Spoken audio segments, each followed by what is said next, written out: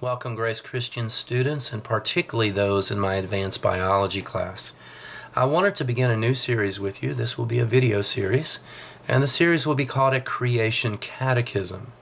Now, I do realize that some of you are familiar with that term catechism, and others of you are not.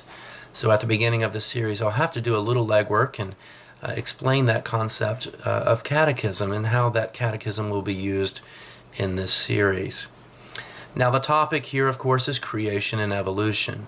That is not unfamiliar to you. In the classroom setting, we often go through these issues. In fact, we probably go through these issues significantly enough that you can form your own framework at this point, at least scientifically speaking, of the improbability and impossibility of the evolutionary process ever producing the life that we see today on this planet.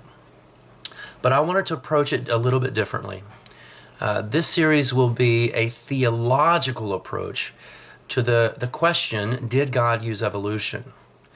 And many people today, I've heard it over and over, they will say, well, I think that God could have used evolution. Or they'll say, I see no reason why God could not have incorporated the evolutionary process into His creative works. And when people say that, I take a step back, and it really hits me hard because I understand how important this issue is, and when you attribute God to a process, you better have a proper understanding of who God is.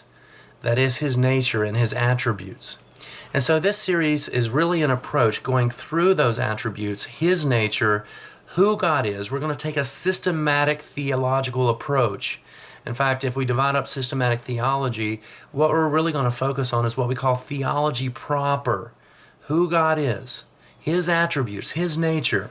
And then we're going to take our understanding of theology proper and we're going to address that question ultimately, did God use evolution? I think this is one of the most important things we can do. In fact, as I tell you in class all the time, evolution is not going away.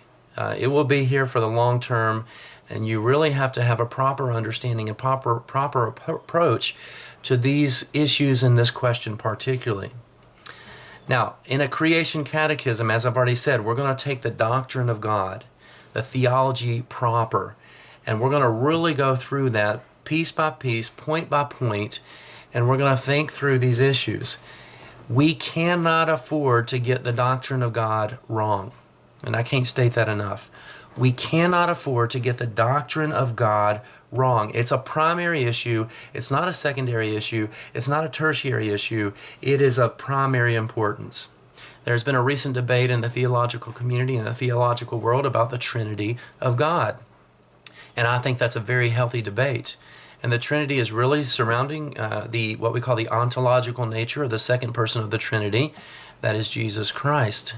And this has been a good debate. It brings us back to that central issue of who is God? And we need to always come back to that.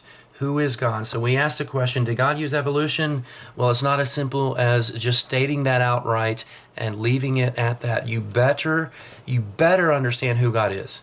You better have a true concept of His nature and His attributes. Jonathan Edwards, some of you may be familiar with him, early American theologian, probably one of the most adored and read theologians of American history, says it this way: it is manifest that the Scriptures speak on all occasions as though God made Himself His end in all His works, and as though the same being, who is the first cause of all things, were the supreme and last end of all things. With that said, God is the beginning and the end, right? He is eternal. He is everlasting. God is the creator. And we need to understand what He did in His creative process, His works.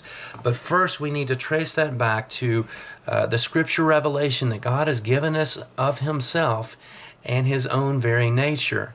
God has presented to us who He is. We call those the attributes of God. And these are very important that we understand these. Theology used to be, at least, considered the queen of sciences.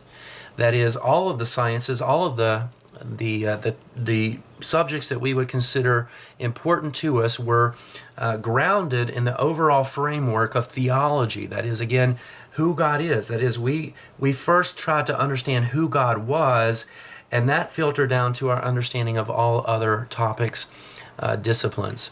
And so we would have said that theology is the queen of sciences.